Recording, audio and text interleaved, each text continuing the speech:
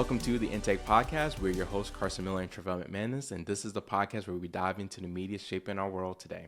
And on today's episode of The Intake, we are bringing to you guys our conversation with our very first guest, Mark, the graphic novel apostle. And we are going to be diving into the world of the Silver Surfer. We are doing this through our first ever Bibliofiles, which is about books, including graphic novels, which is Mark's passion. With the 2007 film Fantastic Four: Rise of the Silver Surfer, and then the 1998 13-episode animated series The Silver Surfer. But before we get into that, we did have some outtake challenges from last week. And so we both agreed that we were not going to watch YouTube. How did that go for you? It went pretty good. I deleted it off my phone the next morning, and honestly, I haven't missed it on my phone.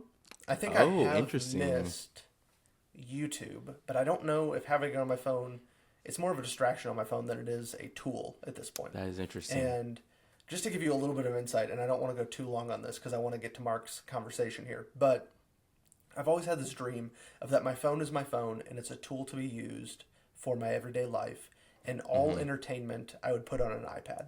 And for a long time we didn't have an iPad. We do have an iPad now. So this might be the first step in making that full transition to where my phone's my phone.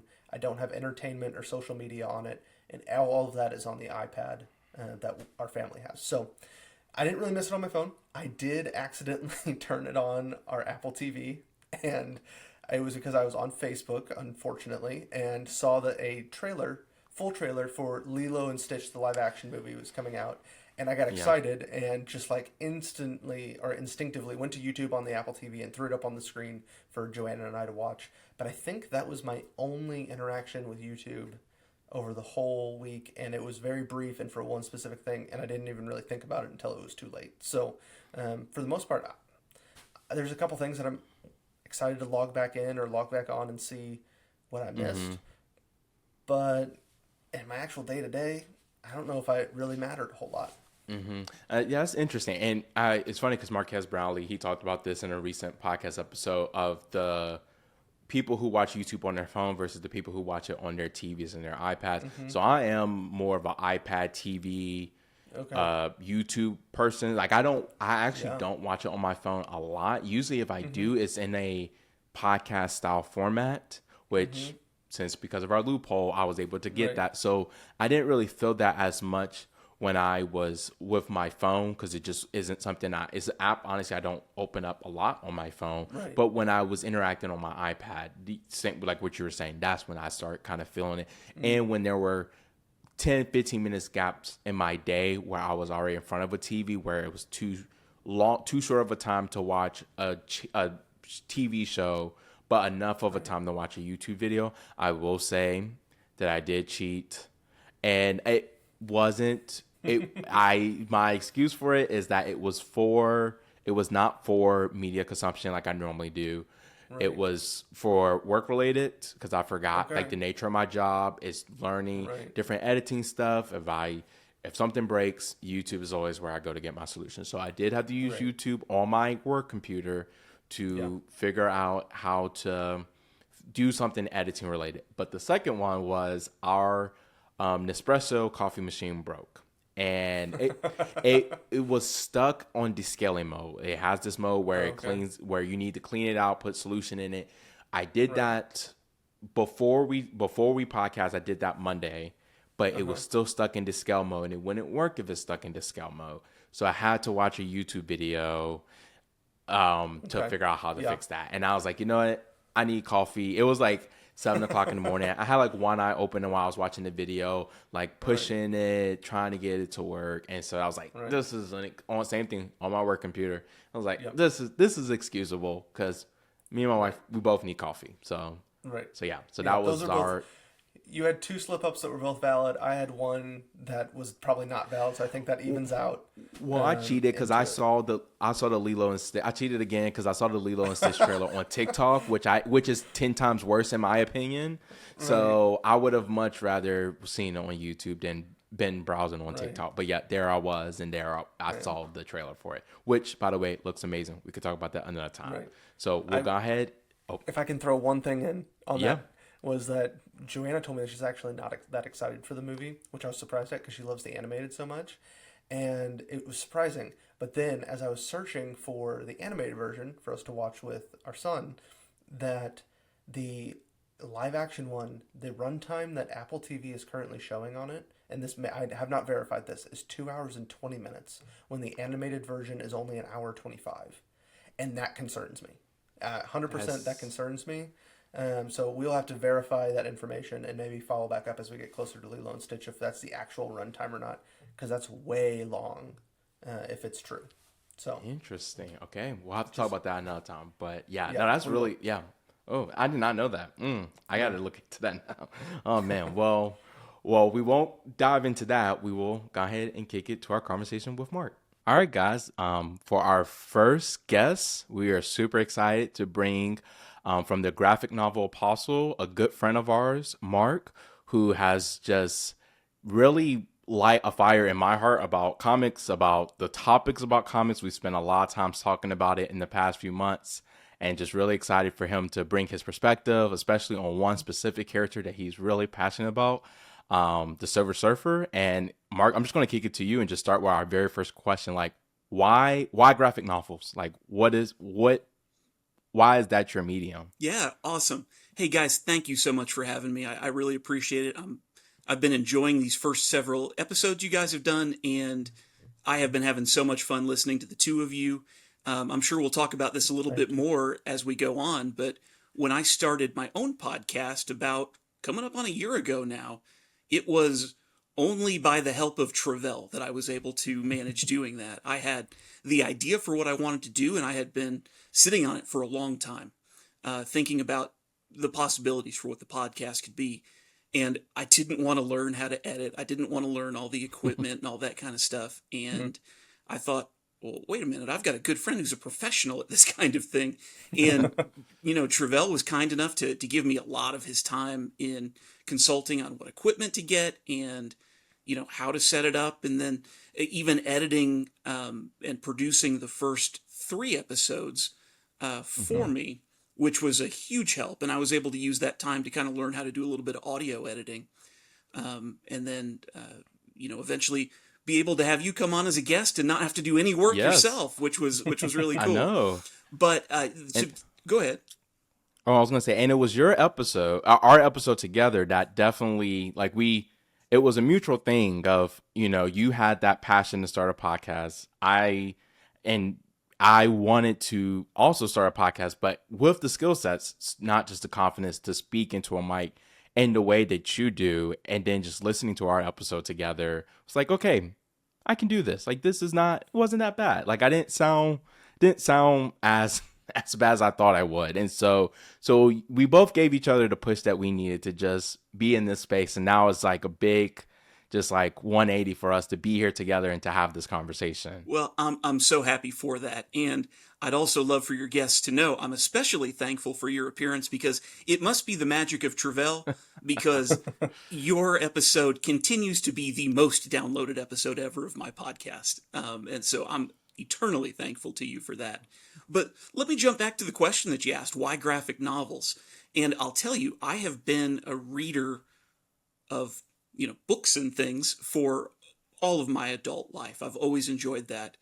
And maybe 6 or 7 movies into the MCU, my wife and I decided it'd be a fun thing to go back to the beginning and try and get that full story.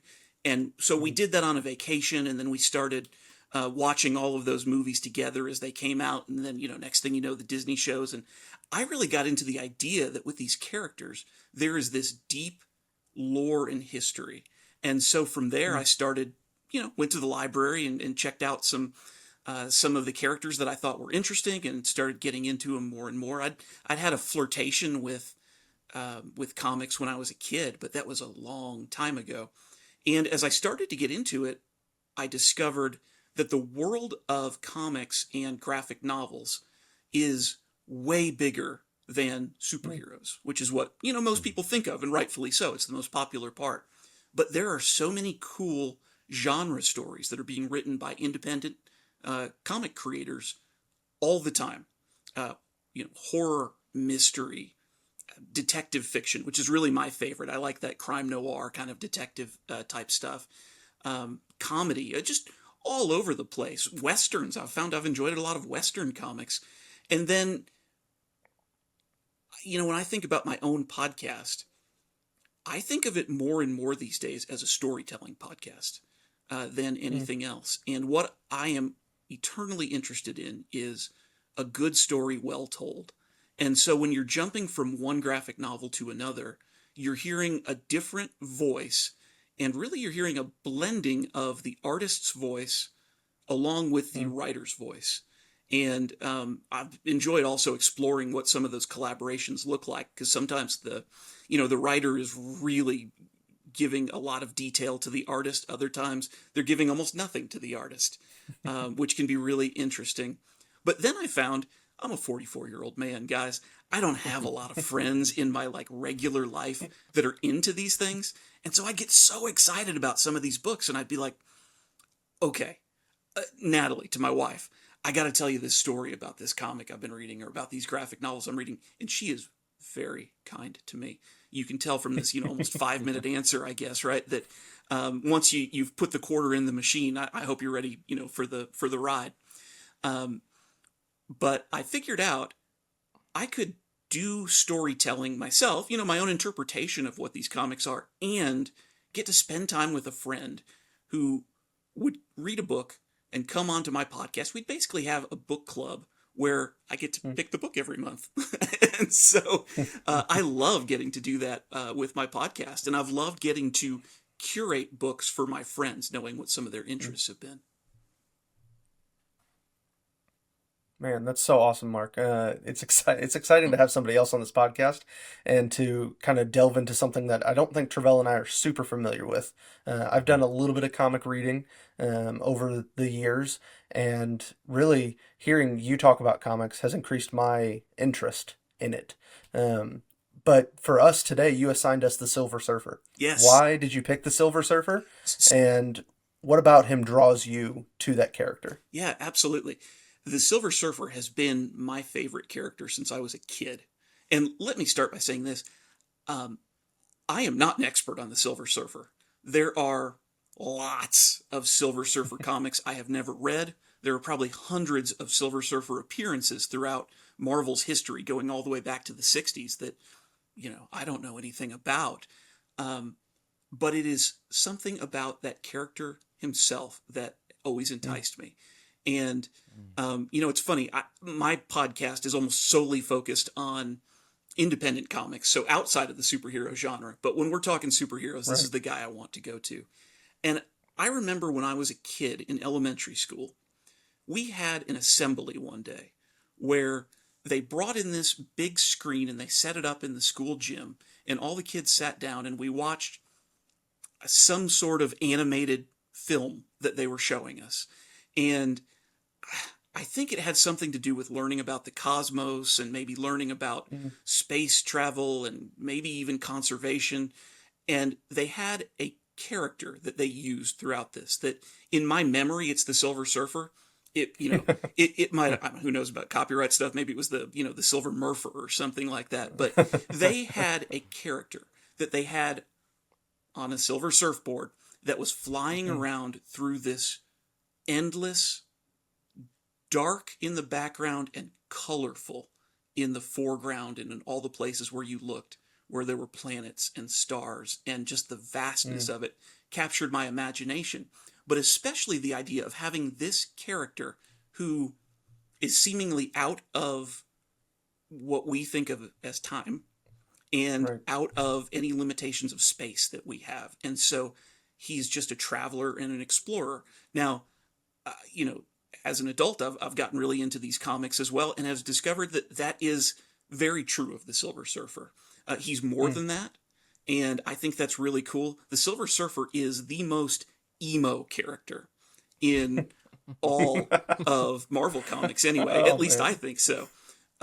Because to become the Silver Surfer, he had to give up the love of his life, a character by the name of Shala Bal, on his home planet of Zen La. And he did so as a sacrifice to save his planet became the Herald of Galactus. It's kind of a longer story. I don't know how much we're going to get into it and how much we're not. But either Yeah. way, what it meant was that by leaving his regular human form and taking on this form of the Silver Surfer, he was going to be separated from the love of his life. He was going to get adventure beyond his wildest desires, really cool cosmic powers and all this other kind of stuff. But through most of the Silver Surfer's existence in comics, he is, by one factor or another, exiled from his home planet. And he's always looking and longing to get back there. There's also some history with the Silver Surfer where he served as what we call the Herald of Galactus. That is, Galactus is this giant earth-devouring cosmic being who has existed since the beginning of the universe in the lore of Marvel. And he is neither good nor evil. He's a character who just exists and has to consume. But what he consumes is planets. It is the energy that exists in the minerals, the elements, the life force that is on a planet. And essentially, Galactus's entire existence is going from planet to planet throughout the universe and devouring. And it's part of how the Marvel Universe brings some sort of balance to an ever-expanding universe.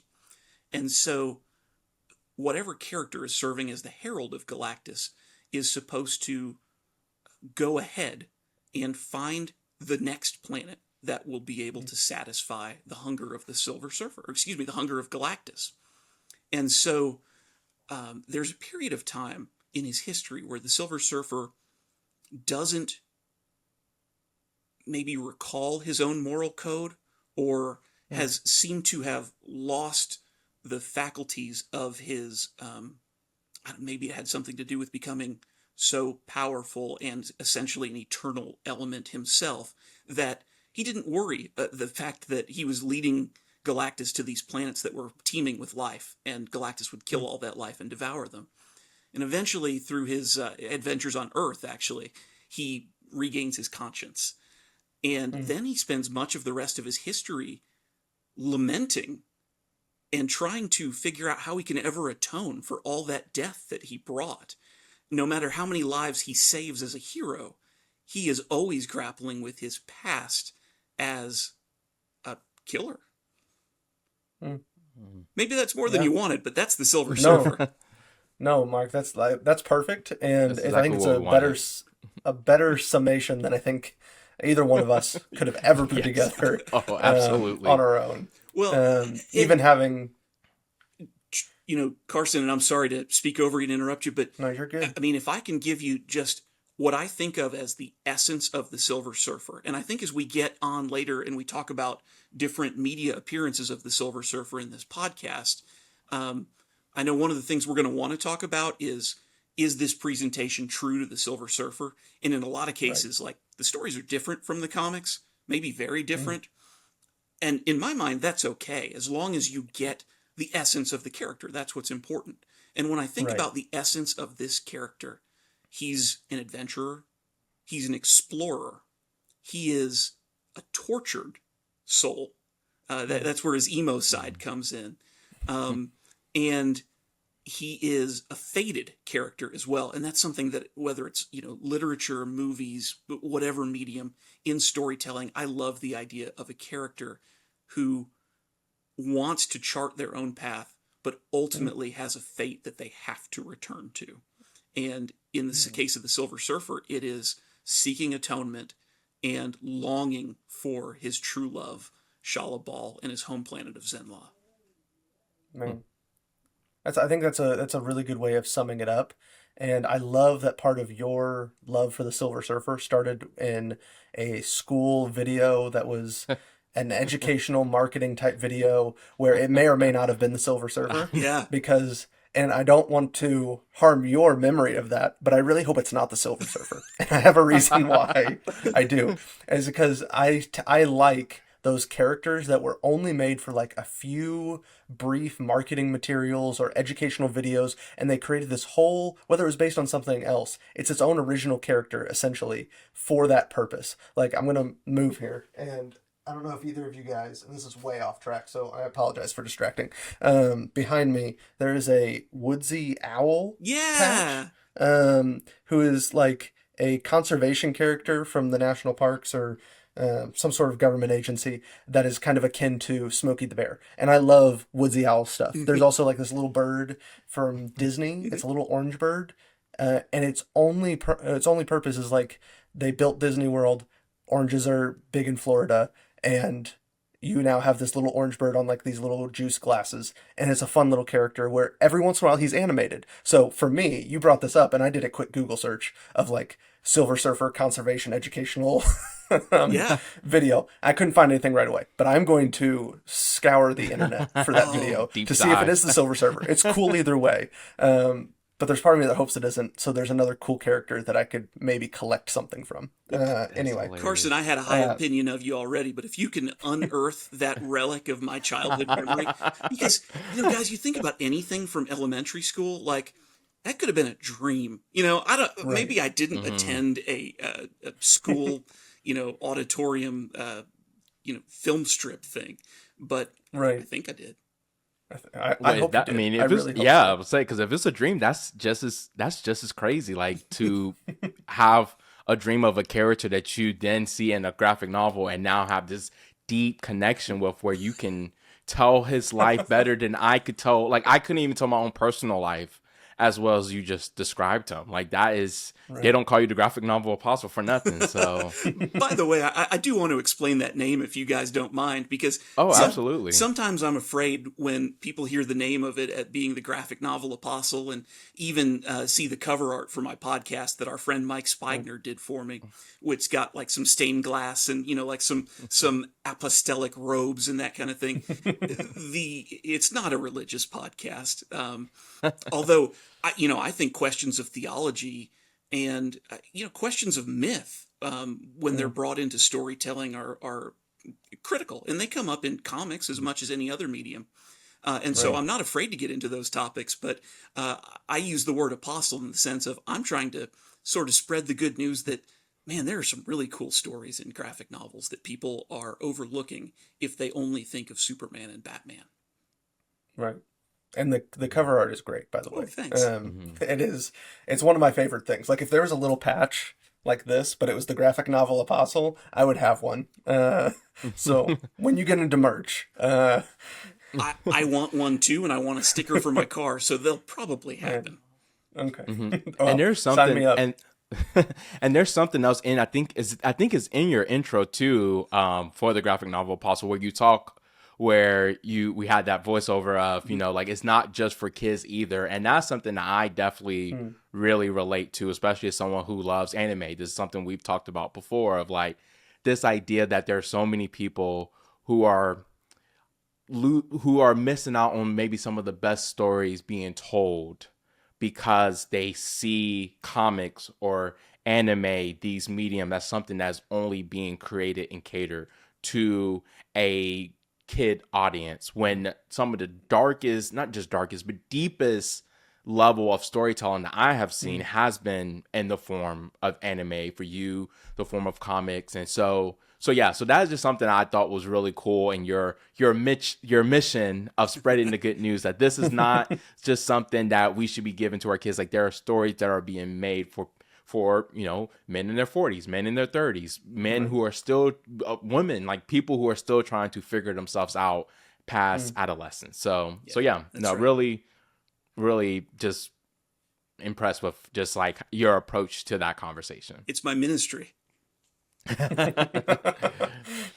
But yeah, so to go into our three, so you gave us, so we had covering the Silver Surfer and kind of sticking to our intake themes of, our different media outlets. We're going with Bibliofiles, and you gave us a comic book, a issue. I want to make sure I say this right. Was it the first issue of, like, how would you describe for our audience who don't know how comic books are structured? Sure. And especially when you think of these older characters like the Silver Surfer that dates all the way back to the 60s, we think of, they must be on issue 1000 now or something like that. The book that we're going to look at today is called Silver Surfer Homecoming. And it came out in 1991 at the very end of that year. as a standalone graphic novel. And so it was not part of an ongoing series at that point. A lot of times in comics, when there's a story they want to tell that is not something that's going to span, decades, they'll do a miniseries, something like 4 to 6 comic books. And each comic is maybe 20 to 24 pages, kind of depending on where the publisher is at that point in time. This one, if it came out today, would probably just be called an oversized one-shot. That is, It's a story we're just going to tell in one single book. It's about 65 pages, which is about half the length of what an original graphic novel would usually be today. And by the way, that term, original graphic novel, or an OGN, refers to something that usually is published straight through the book market, also goes to the comic market, but not in the floppy form, that it comes out either, in its first form as a hardcover or a paperback. Okay, Right. yeah. So we read Silver Surfer Homecoming, and we're going to do kind of a deep dive of, the reasons behind, giving us that one to look at, kind of learn the origins of Silver Surfer, and then going to our intake big screen, small screen. We also going to do a deep dive into Fantastic Four, Rise of the Silver Surfer back from 2007, and kind of look at me and Carson are laughing because we have our opinions on that one that we're excited to hear yours on. And then also going into small screen, a Silver Surfer episode, that TV series that I had no idea even existed until this past Sunday when we were talking about this, and going into that and just kind of looking at the different ways that Silver Surfer has been portrayed throughout these different outlets. And so starting with Homecoming, just that was a very tragic story. Just really, really sad. It is. And I'm really interested to hear what both of you think of Silver Surfer Homecoming. And so I'm not trying to take over your podcast here, but at least for the Homecoming part, I'm going to take over your podcast here, guys. Yes, please do. Yeah. So just to introduce it a little bit, we talked a minute ago about it coming out in 1991. This was written by Jim Starlin, who is known as a writer who through the 80s and 90s wrote a lot of Silver Surfer, wrote a lot of Marvel comic characters, and including a lot of the, adaptations of things like Thanos that we've seen in the MCU already. It was drawn by Bill Reinhold. The colors, and color is a big part of this, it's a big part of any Silver Surfer comic, were done by a creator named Linda Lessman, and then the lettering was done by Willie Schubert. So that's the creative team for this book, and I always try to make a point of really hitting on those credits, the writer, the artist, the colorist, and the letterer, anytime we're covering a book on my podcast, because the voice of those creators, which you see throughout different projects with different characters, is so critical to how that story is told. And so you guys are probably seeing on your screen right now a picture of the cover of this book, and I think the cover really is something that captures the imagination as well. And so the characters that we've got featured here on the cover are, of course, the Silver Surfer. You've got Shala Ball with the hair there, and then the bald woman behind her with the green emerald on her forehead is a character named Moondragon, who we're going to talk about in a little bit. And then we've also got a character known as the Great One, who, as far as I know, has only ever appeared in Silver Surfer Homecoming. I'm not aware of any other background history with them. I also want to point to that emerald on the forehead of Moondragon. That is one of the Infinity Stones that people will be familiar with from the from the Infinity Gauntlet saga that we saw in the MCU. But hey, guys, that's me talking a whole lot. I want to hear from you guys. Carson, what did you think of this? I really enjoyed it. So I have, just to give a little bit of my own backstory with the Silver Surfer, I do have some familiarity. Oh, please. My dad's favorite comic book character is the Silver Surfer. Going down into our basement, there's a metal sign that you get like a soda shop or one of like the nostalgia shops. And it's up on the wall, hanging there. So every time I go to my basement and at my parents' house, I see the Silver Surfer. And we actually, the TV show that we're going to talk about a little bit later, my dad found it somehow. I don't know where, but this is like probably pre-streaming. And we watched all 13 episodes as kids. So I had a little bit of nostalgia going back and watching it this for preparing for this episode here. But to actually get to read a Silver Surfer comic, I think was very interesting and kind of gave me a broader picture or a more consistent picture of who the Silver Surfer is.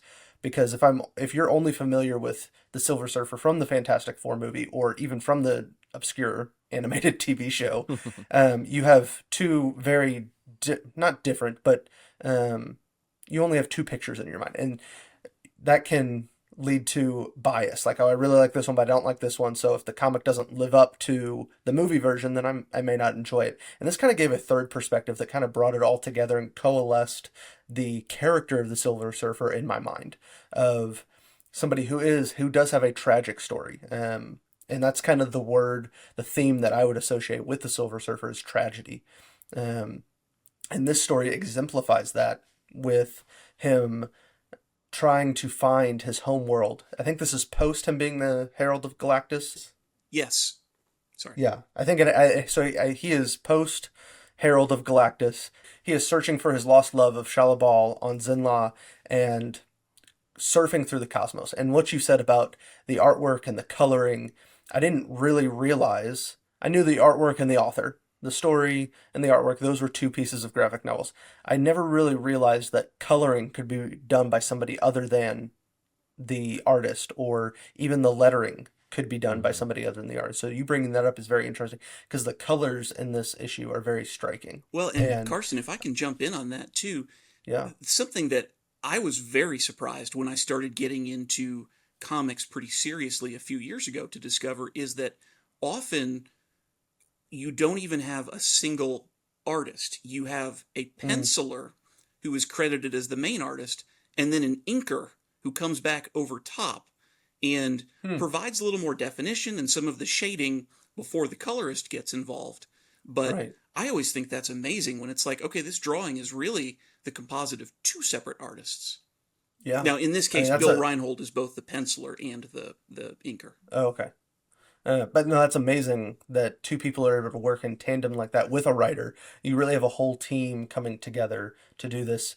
Whereas if we're just reading a novel or even a nonfiction book, one person is traditionally telling the story. You're not getting a whole lot of other influences. So I think that's what makes graphic novels stand apart. But specifically for Homecoming, I loved getting all the different characters, and I loved that it was kind of a self-contained story. I didn't feel like I was missing a whole lot.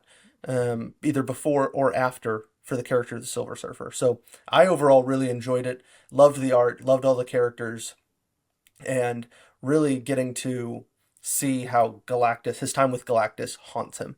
I think that is, like you said earlier, it's a key part of who he is as a character. Yeah, and it's what drives him to want to be a greater and more noble superhero. Right. Yeah.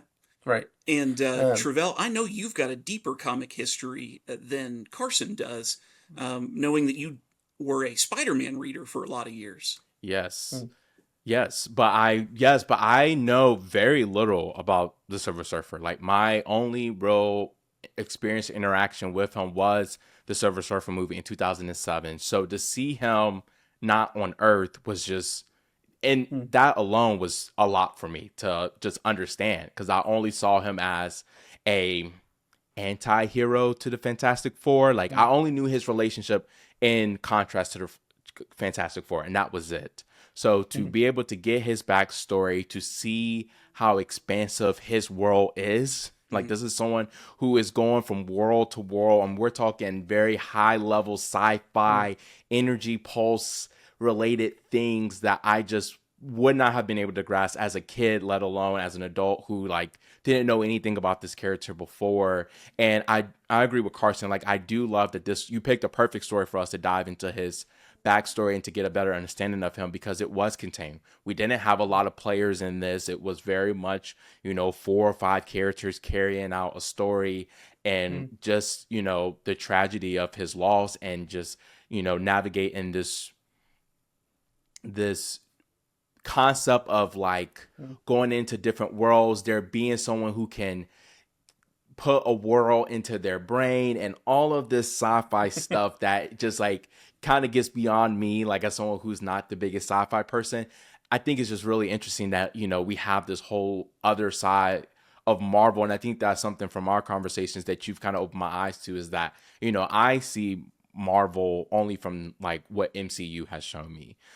Besides my Spider-Man comics, but even that has been pretty much almost all the Spider-Man content has been carried out to television. So when you have a character like Silver Surfer who has not been served as much, it's just really cool to see how expensive and how much context there is. Like I'm holding the book now, and I do want to read all of this before I give it back to you, because I'm just very interested to know, like, what is the story, like what else is out there that I just have not, as someone who says they love superheroes and love Marvel, like what stories are out there that I'm not opening myself up to, because I'm not reading, really their origin story of how they became what we've seen on the big screen. Yeah. Well, Travelle, hold on to that book as long as you'd like. The other stories that are in that book are collected as something that is called the Herald Ordeal, and you meet 5 maybe other characters who have served as the Herald of Galactus at one point or another in history, and many of them are very different from one another, and that's pretty interesting too. Hey, let me just, as way of introduction, mention a few more things about the Silver Surfer. So I mentioned that, he was from this planet Zenla. And one of the reasons I think Silver Surfer Homecoming is a good introductory story is that it doesn't spend a long time on it, but you get a very quick recap in this book of the Silver Surfer's background and who he is. Some of it on just like a single text page that I thought was pretty creatively woven into the story that gives you what you need to know. But the Silver Surfer as Norrin Rad, which is this character's name before he changed form, was humanoid. The people of Zenla look like humans. The men are almost all bald, and they wear this sort of shaped eye makeup that makes them look like maybe they were 80s new wave singers or something like that as well, which, just makes them, I don't know, they're human, but they still look a little different, or human-like, but they look a little different. And they have the same limitations as we have as humans. So when Galactus struck a deal with Norrin Rad to save the planet Zenla in exchange for the Norrin Rad agreeing to become the Herald of Galactus, Galactus covered him in what's called a galactic glaze that made him this shiny, silvery character, which I think is just such a gorgeous design, and imbued him with what is referred to as the power cosmic. It always seems like the cosmic power would make more sense, but it's called the power cosmic. And it is something that gives the Silver Surfer the ability to manifest part of his energy as this surfboard that obeys his commands, that flies him through outer space. It allows him to withstand the rigors of outer space, without any kind of special suit or anything like that. It allows him to travel across the cosmos at, faster than light speed, I'm sure, if he needs to. He doesn't need to eat. He doesn't need to drink or sleep. He's really no longer human in that sense. And in terms of, fighting and manifesting his power, what he does is he's connected to the cosmos. And so he draws in power to himself from nearby stars or planets or whatever else. And it's regenerative. He's not using it up. But then he uses that to blast out through his hands or, whatever it is that he needs to accomplish. But he also, because of his connection to the cosmos themselves, is able to, sort of sense trouble. Spider-Man is able to sense trouble with his Spidey sense, or his, what did they call it? His Peter Tingle when, in the last Spider-Man movie? Yes. When trouble is nearby like that, with the Silver Surfer, it can be from very far off, know that someone is in distress. And this story opens with the Silver Surfer just on his own, on his lone cosmic adventures. And then we get not his sense reacting that there's trouble somewhere, but rather he sees the manifestation of the face of his true love, Shala Bal, that he had to leave behind on Zenla, appear in the cosmos and call to him. and he doesn't know what more there is to it than that, but he knows that there's trouble. So during his period in exile from the planet Zenla, whether he was with Galactus or after he had left the service of Galactus, the Silver Surfer remains sort of like the patron saint, the protector of Zenla, even though he could never really go back and call it home again. When the Kree and the Skrull were battling for empire and it threatened to take over Zenla, he came to the aid of Zenla. And also, Shala Bal became the empress of Zenla. She became the leader of that sort of world community. And I really wanted to discuss Silver Surfer Homecoming with you guys because it focuses so much on this character of Shala Bal, who, in the upcoming Fantastic Four, Norrin Radd is not going to be our Silver Surfer. Shala Bal is going to be our Silver Surfer.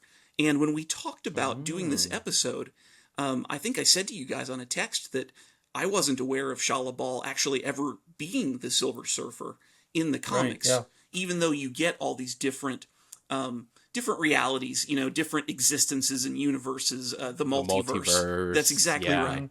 And so I had to do a little bit of research and discovered that there was it was called Earth X. There was this series of comics that they did. I want to say it was in the early 2000s that, takes place in a different reality from the regular Earth 616 where the MCU takes place and where all of our normal mainline Marvel comics take place. And in that series, Shala Bal and Norrin Radd together become like the twin Silver Surfers. Now, this happens for a total of like 2 or 3 pages. And as far as I can tell, that's it for Shala Bal as the Silver Surfer in all of comics. And so what they will do in this Fantastic Four movie, and I don't know anything more about it than, you guys do from seeing the trailer, but is going to be something probably brand new for that character. And I think that could be really interesting. Mm. That is interesting. I think so too. I think that having that blank slate, but also just reading this story and then some from the TV show, because Shala Bal makes appearances in the TV show as well. She's not a throwaway character necessarily. She just doesn't have a lot of screen time or a lot of page time due to the nature of Silver Surfer's story, where he is not able to be at home with her. And so I think, but she does become Empress, and she is formidable in and of herself, not just the love interest that gets thrown away. So I think it will be interesting to see what they do with it, if they give her any introduction at all in this upcoming movie, or just, hey, here's our Silver Surfer because we're getting Galactus. I think we saw his shadow, maybe part of the back of his head in the we trailer. saw the back of his head, yeah. Okay. So I think this is pretty interesting to see that while there's not Silver Surfer origins for her, there is still a story surrounding her on Zenla. Yeah, for sure. And I'm glad that you described it the way you did, Carson, in that Shala Bal is a side character in a lot of Silver Surfer stories. That's because we're telling the Silver Surfer story. But what we see whenever he is returning to Zenla is that she is a main character on Zenla. And so if you were to look into that community, into that world, the Silver Surfer would be the side character. He'd be the being that comes around every once in a while and they tell stories about. And she would be the center of attention. And so to have the camera shift to her as the Silver Surfer, I think is going to be cool. Yeah. And I love the sci-fi aspects of this comic and of the TV show. But because it reminds me a lot of Star Trek in certain ways. I was going to say that. I felt that when he went into the space, I was like, that feels like something that would happen in a Star Trek episode. But yes, sorry, I didn't mean to interrupt you. I had that same thought. I'm glad somebody else thought the same thing. Because it really is, he is presented with lots of moral dilemmas.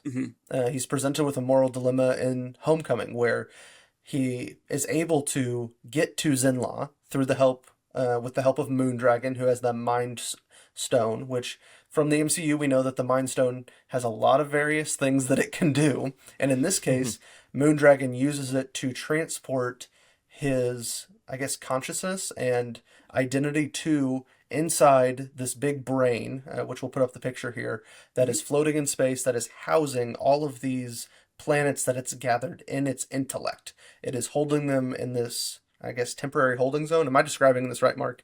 Yeah, absolutely. Okay. Absolutely. And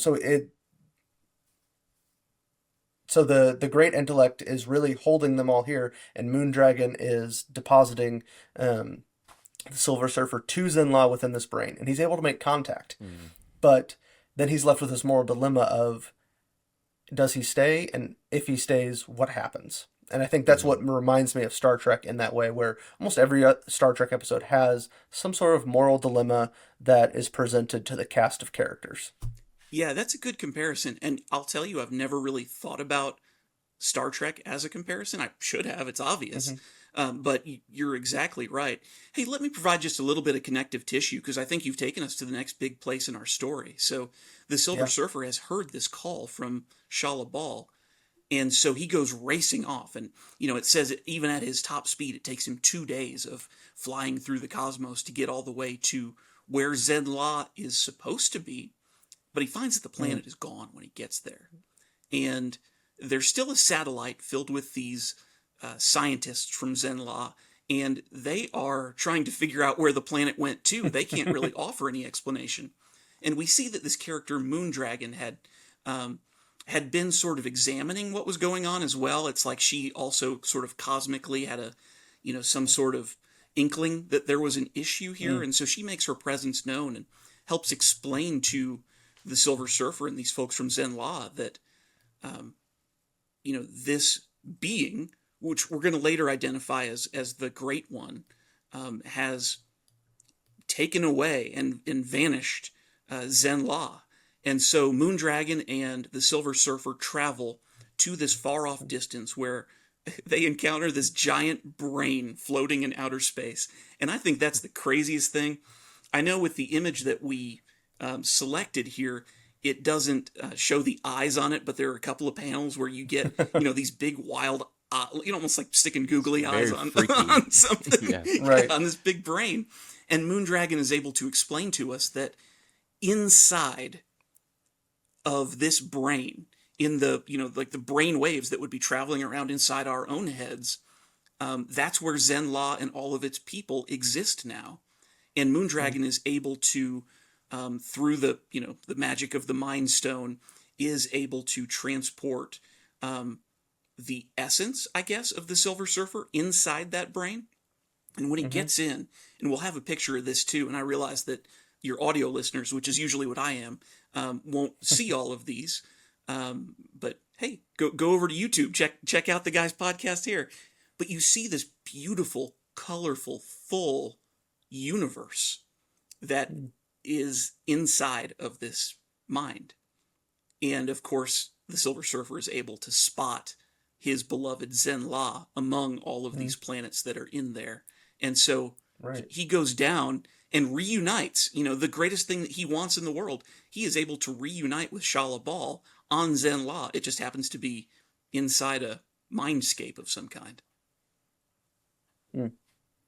It's much better storytelling than I was doing, Mark. Thank you for taking that on.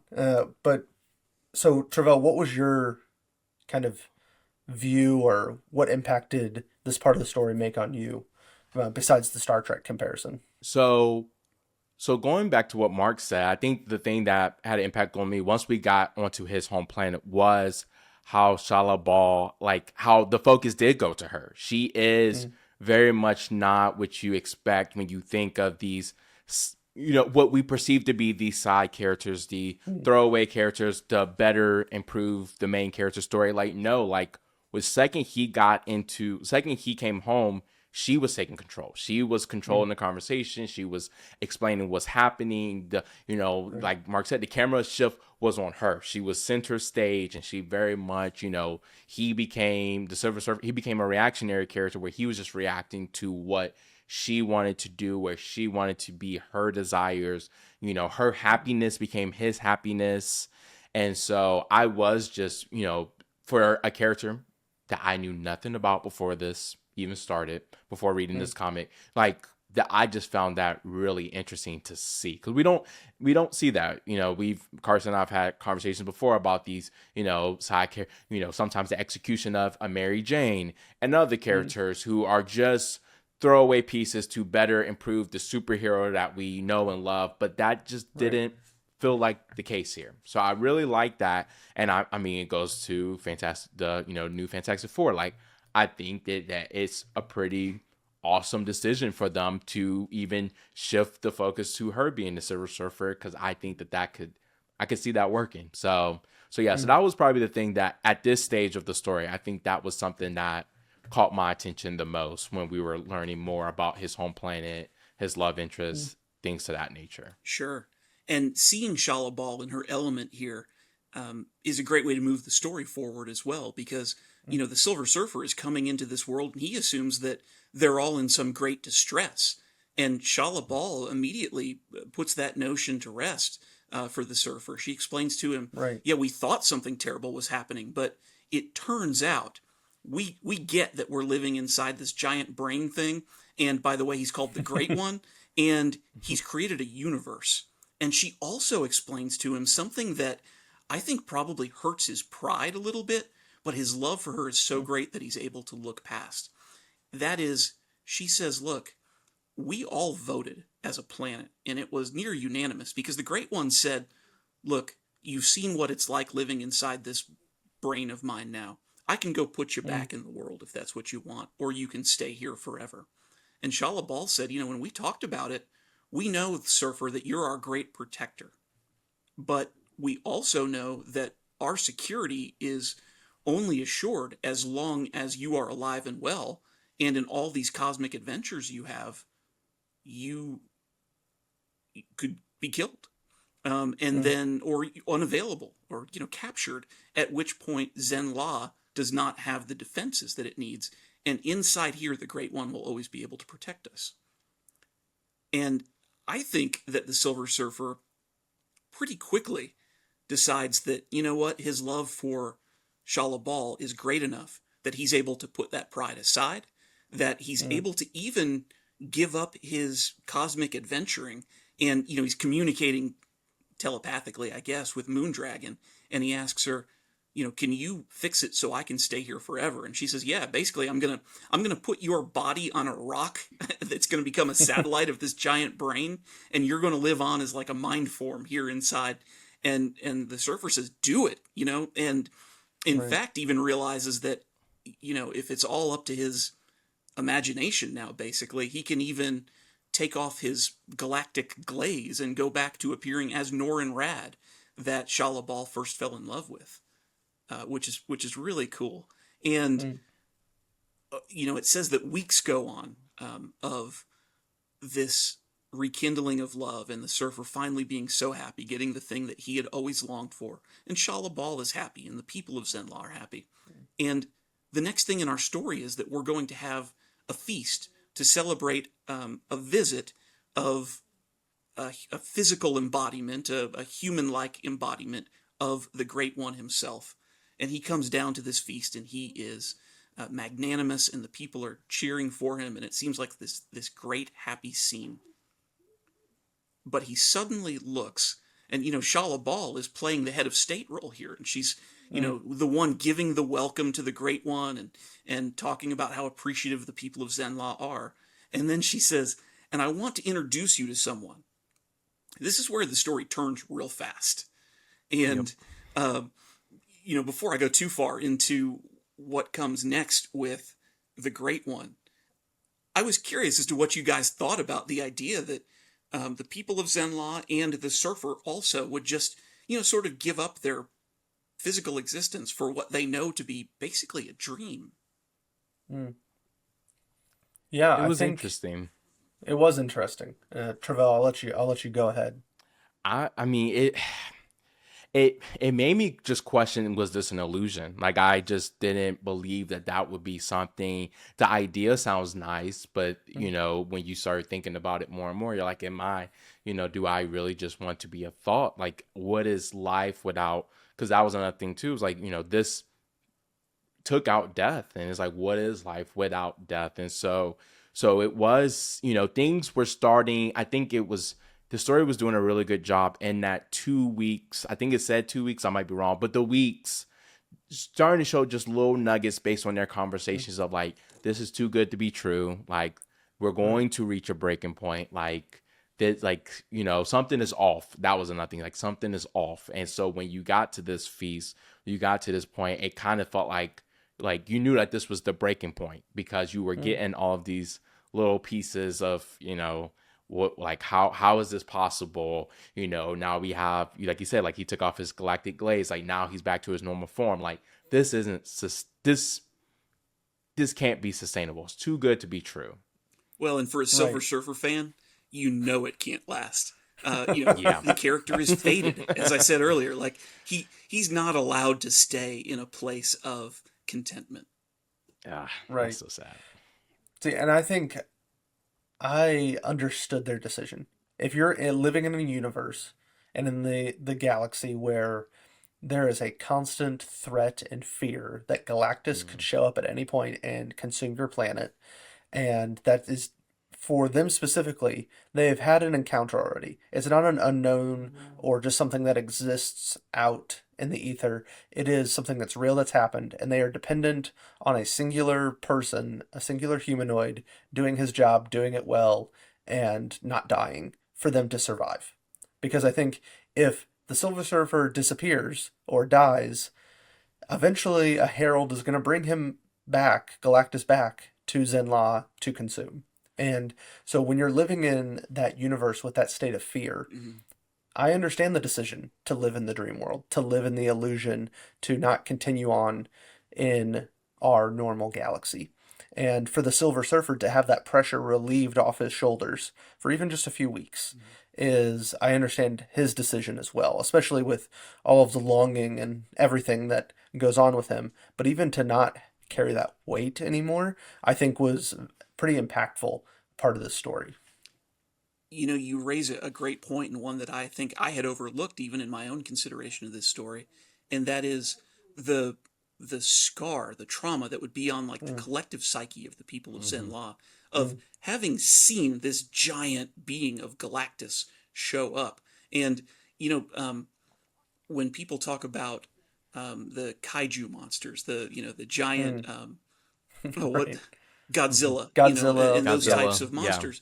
They're characters of the atomic age, and they're sort of representation of our fears of the realization that we had in the 1940s that the whole planet could come to an end through, atomic nuclear activity at any time. And Galactus represents the same type of threat to any planet. And of course, it doesn't matter how much you trust that Silver Surfer. If you know that this godlike being is prepared to nestle you, inside his brain folds, and you can be safe there, that'd be hard to turn down. Yeah. But for as utopian as this seems, as soon as the Great One sees Norrin Radd, he realizes he sees this as a threat to him. This is an outside being that I did not invite inside of my brain, and yet here it is. And so, without any conversation, and of course, Norrin Radd keeps trying to interject and say, I want to be peaceful. I'll live here on any terms, that you'll allow me to. But we just have this total freak out from the Great One. And so you see some of the action that is best in Silver Surfer comics, which is where they want to take their fight away from the land in Zenla, so they go up into that, outer space between the planets, still inside this brain form, and so it looks like they're floating around in our outer space, just shooting, lasers at each other out of their hands and all this kind of thing, which is such fun action. And as this battle is going on, and the Surfer knows that he is facing a power that is equal to his own or greater, maybe. And he, but also there's a lot he doesn't know about whether there are any weaknesses of this foe. He also doesn't want to hurt him. He just wants to get into conversation. Except that, there's an errant energy blast that goes off from the Silver Surfer, and it doesn't hit the Great One, but it hits some little, planet or asteroid or meteor or something like that that's floating around in there. And because this object has been incorporated into the mind of the Great One, it's become part of him. And when it is destroyed, it immediately starts causing the irreversible death of the Great One, which we're going to realize right away is now an existential threat to Zenla and the people on all the other planets that are inside this brain. Because if the brain is dead, the brain waves are going to stop functioning. And so we have an immediate crisis here. And Moondragon senses what is going on from outside, and she comes in and appears. Norrin Radd has taken back on his Silver Surfer form at this point for the fight and whatever heroics are going to have to come next. And Moondragon and the Silver Surfer and Shalabal cook up this plan very hastily that in order to get all of the planets back to their rightful place in the universe and out of this brain before it completely dies and they are swiped out of existence by its death, that they're going to use the cosmic power of the Silver Surfer. They're going to use the telekinetic or whatever it is, the Mind Stone energy of that's in the possession of the Moondragon. But for whatever plot reason, they have to have somebody who's still inside to stay with the body of the dying Great One, and that is going to be Shalabal. And so Shalabal realizes that there's a great danger in front of her, that she could be killed if the Surfer is not able to get back inside that brain and get her out fast enough. Yeah.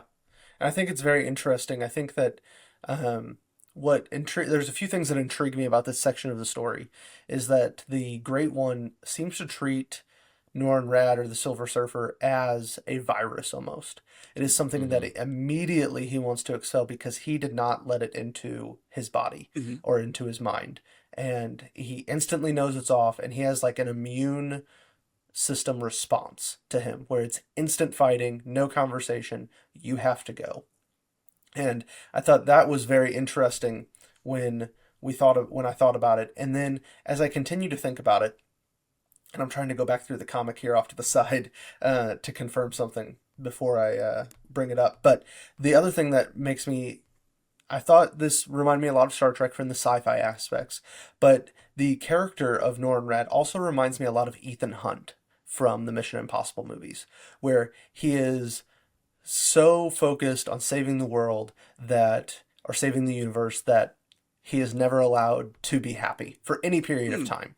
And any happiness that is there is fleeting for a few weeks, a few months, and that's it. And so it really reminded me of Ethan Hunt, and that just came to me just a little while ago, so I was kind of meditating on the Silver Surfer. But I think the biggest visual thing for the comics, and maybe we'll be able to throw in an image of this, is that as the Moondragon and Silver Surfer and Shalabal concoct this plan for her to stay behind, what I think is interesting and is a little sci-fi here is that the eyes that are on the brain that we'll post up here, they're different. They've changed from the beginning of the story. At the beginning of the story, they're green eyes with kind of a blue outline around them. And at the end of the story, when they've concocted this plan and Shalabal stays behind, they're her eyes instead. So they've gone from the eyes of the Great One to the eyes of Shalabal because she's the one who is sustaining the brain, the Great One's organism, while the planets escape. And I thought that was a very, very cool artistic choice to make that shift in the eyes in the comic. What a cool catch. I see that now that you say it. I'm looking at one of these images, and you're absolutely right. And I had looked right past that. Well, ultimately, though, this, thankfully, through this plan that has been hatched, the planets are all able to be spread back out to their original places in the universe. And the Silver Surfer is rushing back into this mind palace in an effort to pull out Shalabal before it finally disappears. And in some of the imagery in the book, we're actually seeing, like this whiteness creep across the page, and it's just all becoming blank. And he's reaching in, and he's got just fingertip distance from Shalabal. He's reaching out to her, and next thing he knows, he's being hurtled through space, and he's waking up on Zen-La, and Moondragon is standing there crying. Yeah, she's telling him, I'm so sorry that I have to tell you this, but we were not able to get her out in time, and she's gone. The very last image on the last page that we get is of the Silver Surfer flying back off by himself, the solo figure again, into outer space on his board, and flying through this, this beautiful cosmos. But he's got his hands down his face down in his hands, and he just knows that the love of his life is dead. It's tragic. Now, it is tragic. It is. I mean, it's a very, I'm looking at it, it's a very dark image. It has lots of color on it, but you feel his pain through this. Now, with this being a part of that larger volume of comics, the Herald ordeal, does this storyline of Shalabal being gone continue out through the rest of this story, or maybe question. through the rest of his story overall in the Marvel world? Is this like a turning point, or is this just like a one shot? Yeah, this is one of the things I love about comics, and there's nothing that I saw in at least any of the presentations of this book that I found that indicated this takes place in another reality or something like that. But there's good news, it's like in the Muppets Christmas Carol, but Tiny Tim, who did not die, the character of Shalabal will continue to be a character in the life of the Silver Surfer, and an important one. I will tell you, though, I don't know whether this is because it came out as a standalone graphic novel, whether it's just a story unto itself and a different imagined world of the Silver Surfer, or if it's in continuity, whether Shalabal was resurrected later or something. That happens in comic books a lot too. Right. But no, good news is she'll be back. But I guess, and so my follow-up question to that is, so we kind of seen the Spider-Man universe kind of execute on this really well, the concept of canon events. This idea that in order for this character to stay true to who they are, they need to experience to some degree something, whether it's loss. I mean, for like Spider-Man Into the Spider-Verse, it is regarding to loss. So the idea that Uncle Ben or Aunt May, as we've seen, has to pass away for Spider-Man to understand the message that with great power comes great responsibility. And going back to this last page of this story, you see in the top left this text box, and it says there's no sadder or more noble being than the Silver Surfer. So even if she does survive in these other stories, is that theme of just sadness, just Silver Surfer's canon event, like this idea of nobility but also sorrow, like is that just the constant theme of all of his stories? Yes, it is. It's the eternal search for redemption that in some way is always beyond his grasp. And I would not say the death of Shalabal here in this one-off graphic novel would be considered a canon event, but it represents the same type of thing that keeps the essence of the character. I think if there are two canon events for the Silver Surfer as a character, they are, number one, the threat to his planet, Zen-La, of the coming of Galactus. And that is first shown in the Silver Surfer #1, which comes out a couple of years after he appeared as a character in Marvel Comics and is his origin story. But the second canon event that you have to have for the Silver Surfer comes from his very first appearance in the comics, which was in the Fantastic Four in 1966, issues 48, 49, and 50, which is called The Coming of Galactus. And it's when Galactus comes to Earth. And comes to Earth because the Silver Surfer has led him there. And he encounters the Fantastic Four. And specifically, he encounters Alicia Masters, the girlfriend, fiance, later wife of Ben Grimm, the Thing. And she teaches him something about compassion. And it's really what sort of wakes him up from his dispassionate life as the Herald of Galactus, where he had led Galactus to devour all these worlds full of life. And it was what led him to break with Galactus and revolt against him. It ultimately led to the salvation of Earth, but it also led to him having for the rest of his life to deal with this realization that he has been genocidal. And how do you make up for that? Yeah, and that kind of, and I guess we can go ahead and transition in, because that actually sounds very similar to the plot of Fantastic Four: Rise of the Silver Surfer that came out in 2007. And we don't have to do as much of a deep dive, especially on the movie itself, because then you'll end up getting a Carson and Travelle tag team rant about the movie, and we could do that a whole nother episode. But just focus specifically on, you know, the Silver Surfer and how he was executed in this movie. The time that this movie came out, were you already a Silver Surfer fan? Yeah, when this movie came out in 2007, I loved the Silver Surfer as a character, you know, as I said, going back to my childhood.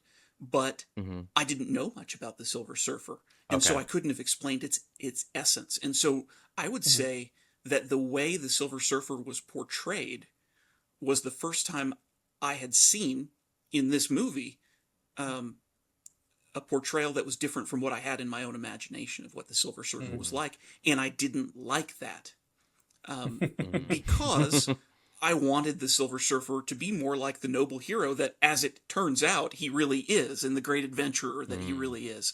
And I think that the way they depicted the Silver Surfer in that Fantastic Four: Rise of the Silver Surfer movie is, I think it's inconsistent with the Silver Surfer, because while it might have been at a point in his existence where he was unfeeling about the fact that, you know, all this life was going to end, in the movie he was made out to be almost menacing. Like he seemed to relish when he was telling Dr. Doom in the movie that everything you know is coming to an end. And so I thought that was inconsistent with the character of the Silver Surfer. But I will say this, and I'll let you guys then rant about the movie. I wanted to talk about the plot of the comic, and I thank you that you let it go on so long on your podcast. Oh, no, yeah. But I loved the visuals of that 2007 movie in its depiction of the Silver Surfer. Whatever you might say about, you know, the CGI of the era, I thought the Silver Surfer looked great. Right. So I was happy with that. I mean, I vividly remember from my childhood watching that movie the scene when Sue Storm, when she puts up the shield and he just pops his head through it. I do remember, I guess, 13-year-old Travelle just getting chills in his body, because at that point you knew that she had that ability to kind of stop anything, and in that moment it showed that he was unstoppable. And so that was one thing that I did remember as a 13-year-old, and I would say as a 30-year-old, I appreciate it. I thought it was really cool, and was, you know, I think your like the things that you point out, I find also very interesting as well, because I mean, if I remember correctly, in 2007, and you kind of had to do this because it makes sense. You can't sell the same fight twice, which it ended up being another fight with Dr. Doom, but they very much marketed him as the villain. Like this was the new villain for the Fantastic Four to overcome. So that is interesting, because that's not him. That's not the role he played, and that's the role I've always seen him as, because of how. And I mean, he, you know, that nobility part did get shown in the movie at the very end, but it came across as something that was at that very moment, not something that he was all along. And so, but I'll take it to Carson and see what he. If you don't mind me to jump back in, though, Travelle, one thing I would say just in response to that is that from the perspective of a human, And I always had to remind myself, especially as I was doing this rewatch of The Rise of the Silver Surfer this week, that I had to forgive a lot of things because this is not the Silver Surfer's movie. The Silver Surfer is a character in the Fantastic Four movie.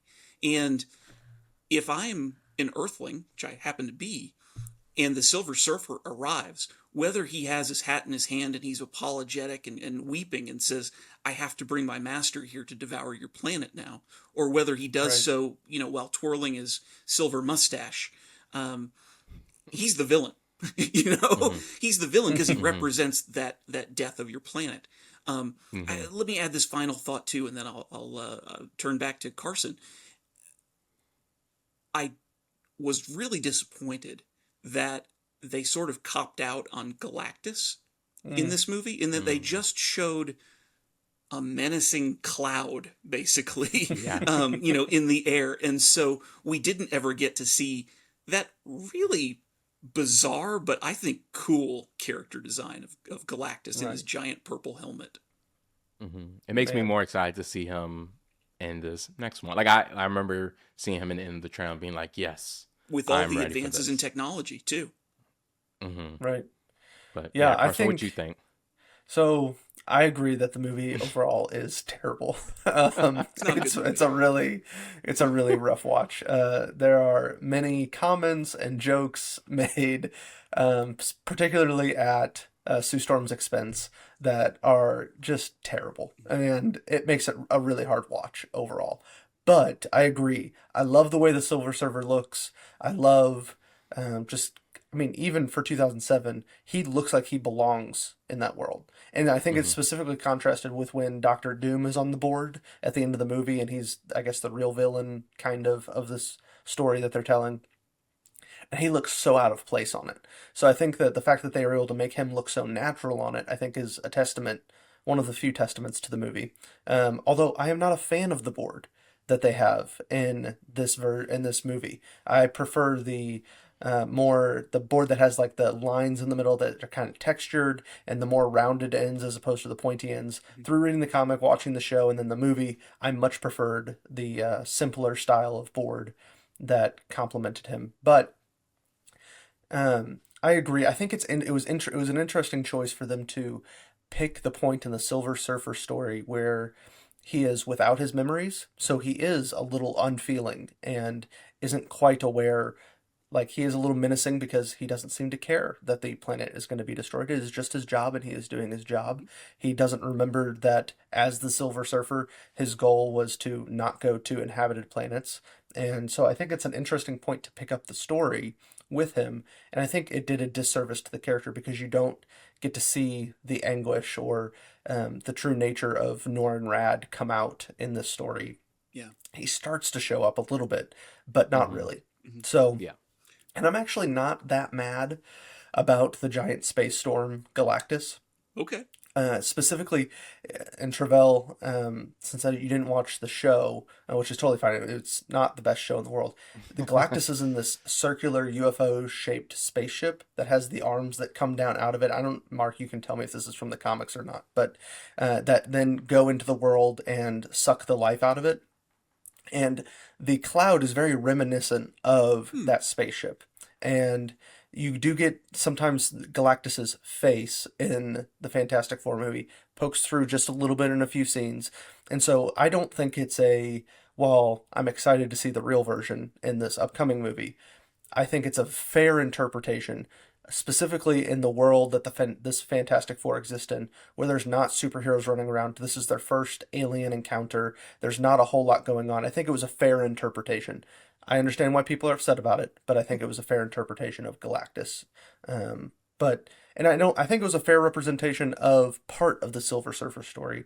I just don't know if it was the right part to tell, because, like Travelle said earlier, he's more of an anti-hero in this version of the story, as opposed to a straight-up villain or a straight-up hero. Yeah, and it is, it's an inflection point in the life of the Silver Surfer. It's one of those canon events, and so maybe that makes it an ideal one, not to introduce the character necessarily. Right. If your goal is to make people love the Silver Surfer, the goal of this movie was to make people love the Fantastic Four.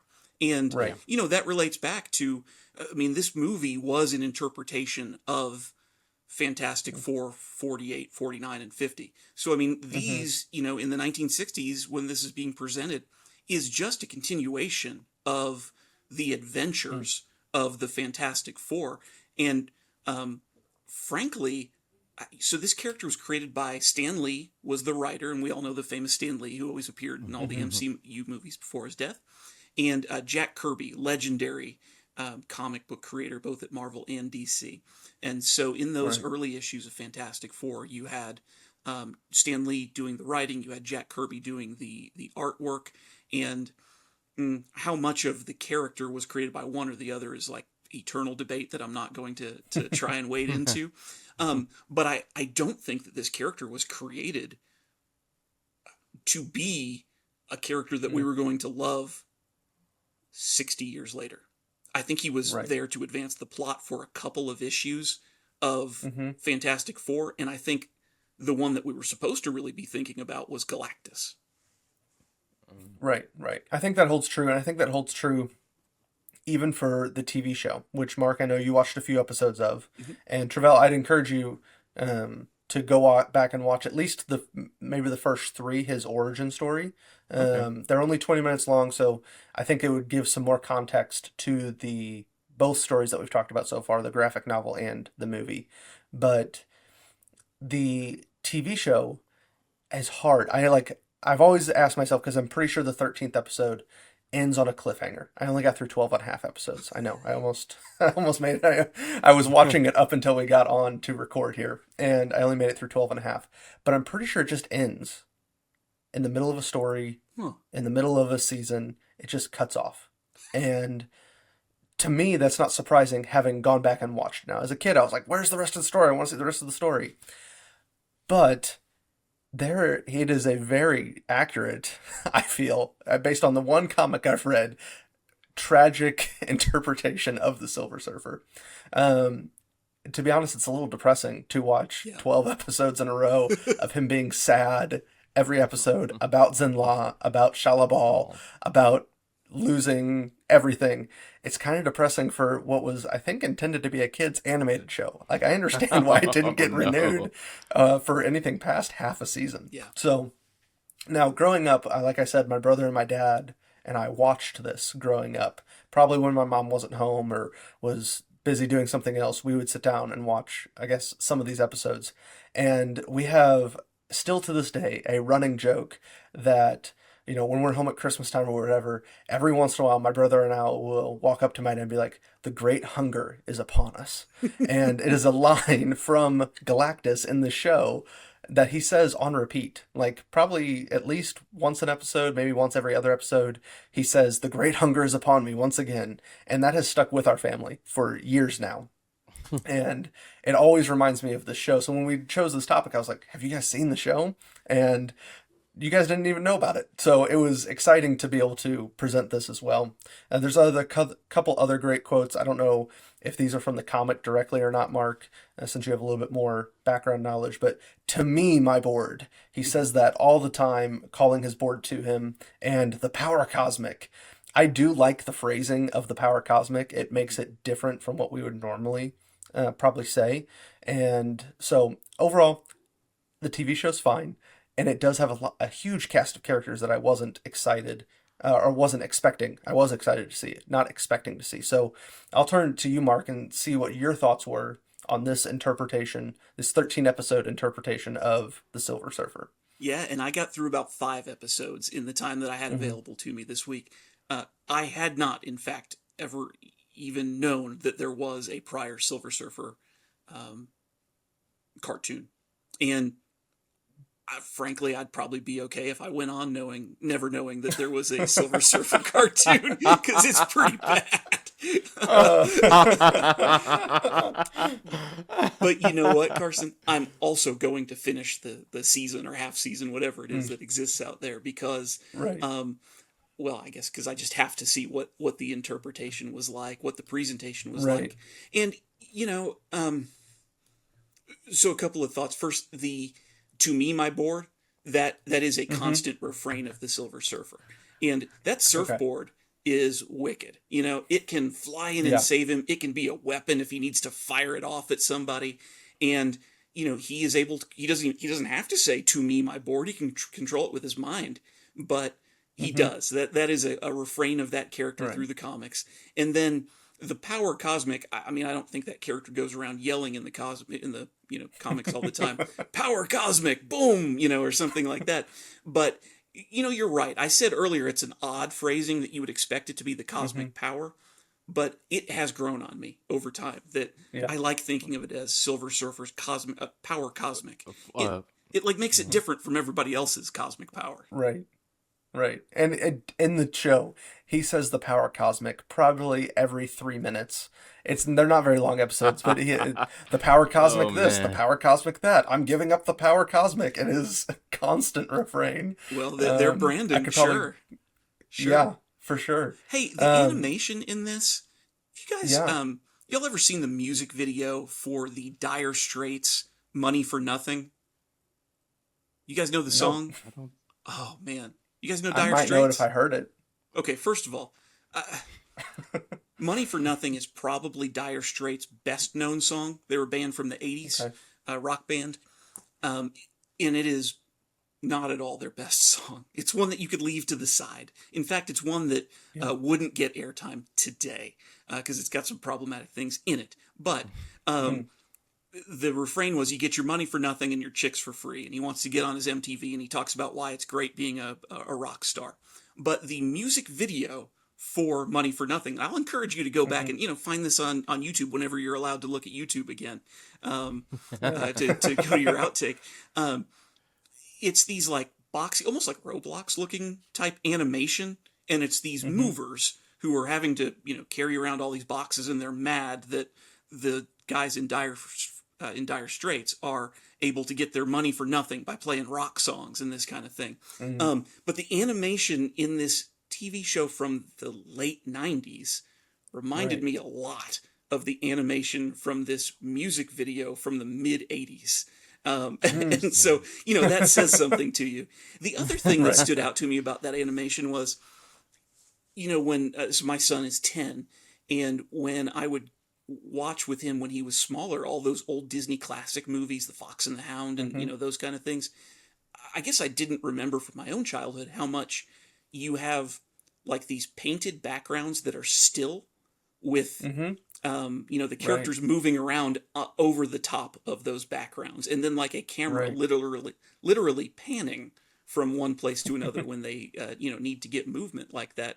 And there was some of that going on in this too, where it was like you had a painted static background and the characters in the foreground moving on it, which just felt unnatural. Yeah, it felt to me like because I mean, if we think about Toy Story and Pixar kind of coming into being, bringing computer generated animation to the big screen, it felt like they were testing some of the waters with some CGI elements, some computer generated elements, but then it was also very much some hand drawn traditional animation styles, and the blending of the two definitely is interesting. I'm not sure if it works, but it's interesting. What did you think, Mark, about kind of the cast of cosmic Marvel characters in just your few episodes? I have a whole list here of ones that appear throughout this short season, but it was a lot broader than I was expecting. I cannot get enough Marvel Cosmic. I love it. There is another character that appears very seldom, and I wonder if maybe it appeared later in this season, but is a character that is endlessly fascinating to me, called the Living Tribunal. Did this ever show up in the series? I don't think so. I was doing a few other things while trying to speed through this, so I don't want to 100% say no, but I don't think so. No, that's okay. So the notion of God in the Marvel universe really, as we would think of a one God, a creator of all things, didn't really come to exist until I think the early aughts, where they created a character called the One Above All. But instead, you have certainly like the Greek gods exist, like Hercules is a character, and then of the Norse gods, of course, we know Thor. But then there are also these cosmic beings that exist sort of beyond that. And we saw some of this with the Eternals movie. What are they called? Celestials? The Celestials. Yeah, the Celestials are Yeah. from among this group.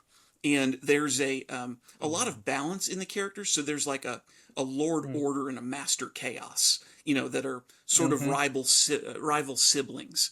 And then the one who is expected to sort of mediate um, disputes among all of these is the Living Tribunal. And, so for Mm. your audience that doesn't know me, I'm a lawyer by trade. I am very interested in how we resolve conflict as a society. I think Mm. our system of civil and criminal jury trials is fascinating.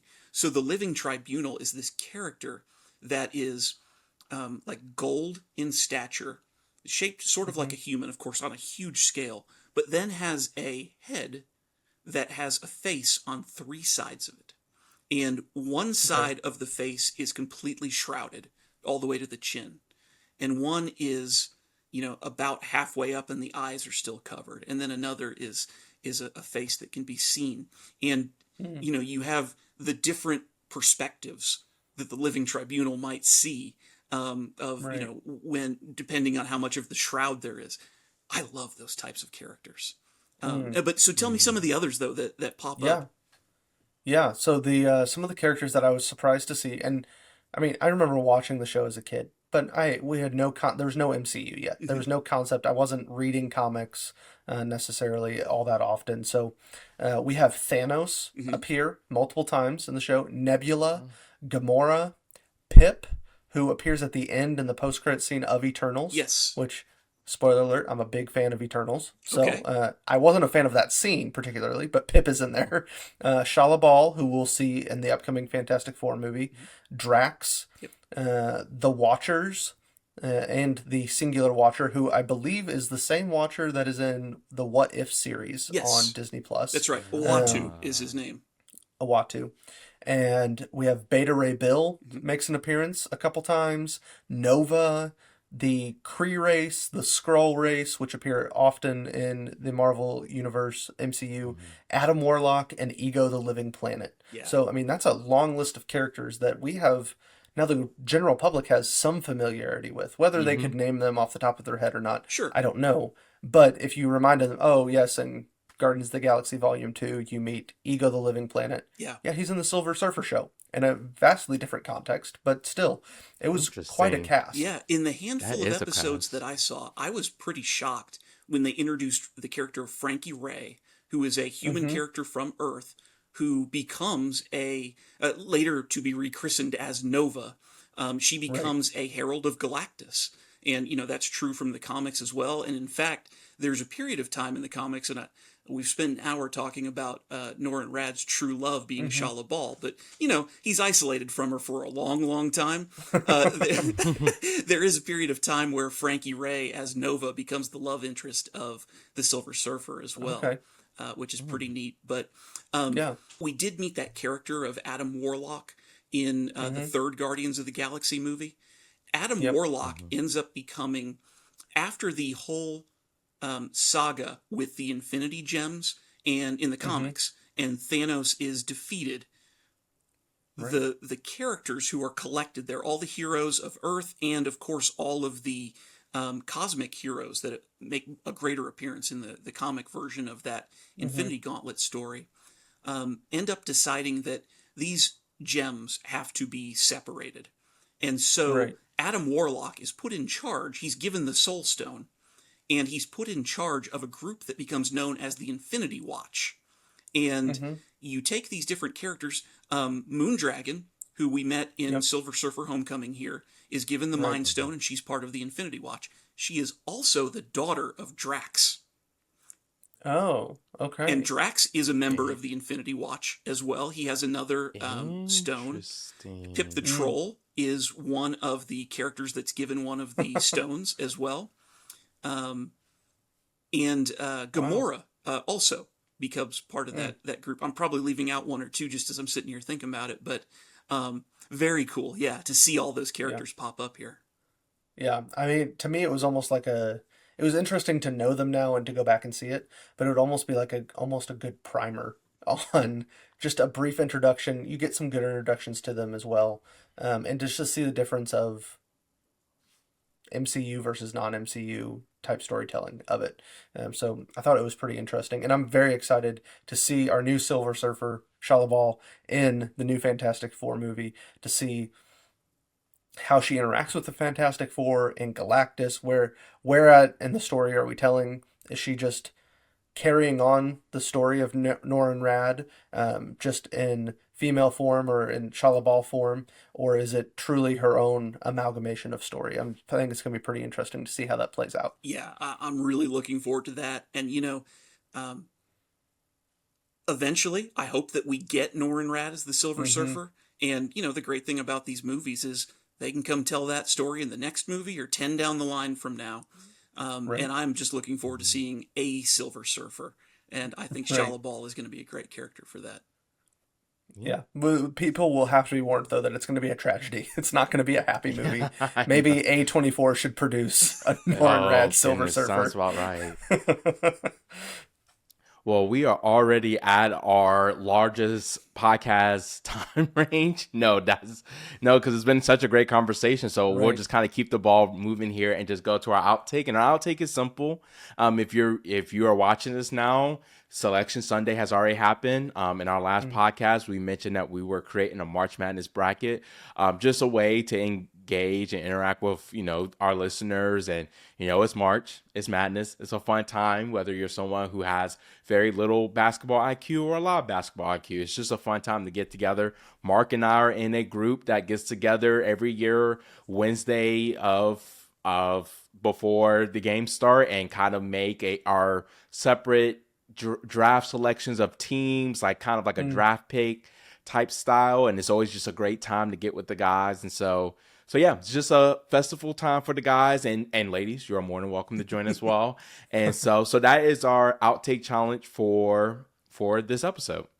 And so, but thank you, Mark, for joining us today. Really, really great conversation. I knew you were going to come prepared. I knew you were going to come telling a great story and a character that we know that does not get as much attention as it deserves based on just everything I've heard from you. So I really appreciate your insight on that.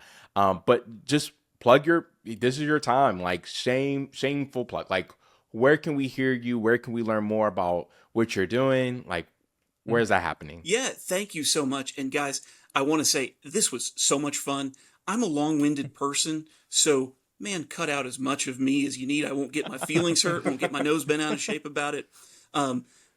Go check out Travelle's episode where we covered the graphic novel, volume 1 of the comic book series Radiant Black, on the Graphic Novel Apostle podcast. I'm an audio-only podcast, so wherever you get it, Spotify, Amazon, wherever you get good podcasts. You can reach me at graphicnovelapostle@gmail.com. I'm also floating around over on Blue Sky these days at gnapostlepod, whatever follows, on Blue Sky. And I am looking forward to having Carson come on my podcast in the next maybe month or so. Carson, I thought I had a book picked out for you earlier this week, and then I was sort of toying around with another one, so I was hoping I'd be able to announce it tonight, what book I was going to have you read, but I will look forward to that. I'm so happy with what you guys are doing here. I wish you guys so much luck and all the best on the intake. Thank you, Mark. We're super grateful to have you on, and I'm super excited to come be on the podcast, especially after listening to Travelle's episode, which I want to start reading the Radiant Black comics now. So good. Based on your guys' episode. So super excited for whatever you have in store with me, I am willing to jump in on to read it and see where it takes us. So super excited for that crossover, which we will plug on everything that we do as well when that episode comes out. So next time on the intake, we are going to be doing a Rank and Explain. So join us for our next Rank and Explain coming at you next week, and plus a review of the finale of Severance Season 2. You'll have our review for that as well coming at you. So Mark, we're going to have you hit the tagline. But for the intake, until next time, consume wisely and stay thoughtful. Thank you for tuning in to the Intake podcast. If you enjoyed today's conversation, make sure to subscribe, rate, and share with your friends. You can watch all of our video podcasts on YouTube at youtube.com/theintake. You can also follow us on Instagram, TikTok, and Facebook at The Intake Pod, and share your own intake experience with us via email at intakepod@gmail.com. This podcast is produced by us, Travelle and Mark, and Carson Miller.